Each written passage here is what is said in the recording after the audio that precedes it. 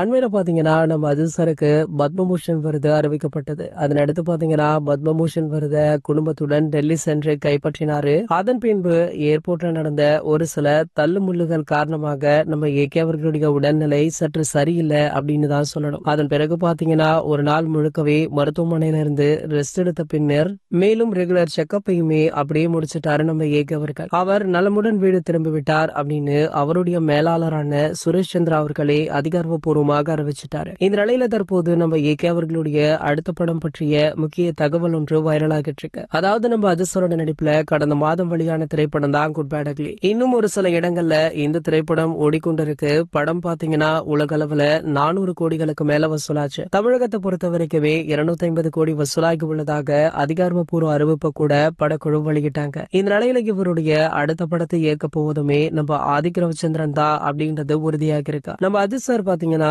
சென்னை வந்து மீண்டுமே வெளிநாடு சென்று விட்டாரு. அடுத்த மாதம் முழுக்கவே கார் பந்தயத்துல தான் கலந்து கொள்ள இருக்காரு. அதுக்கு அடுத்த மாதம் தான் இவருடைய ஏகே 64 படத்திற்கான அறிவிப்பு வெளியாகும் அப்படின்னுமே சொல்லப்படுது. ஆகையால ரசிகர்களுமே ஆவலுடன் வெயிட் பண்ணிட்டும் இருக்காங்க. இது போன்ற சினிமா செய்திகளை பத்தி நீங்க உடனே தெரிஞ்சுக்க நம்மளுடைய சேனலை மறக்காம சப்ஸ்கிரைப் பண்ணிக்கோங்க.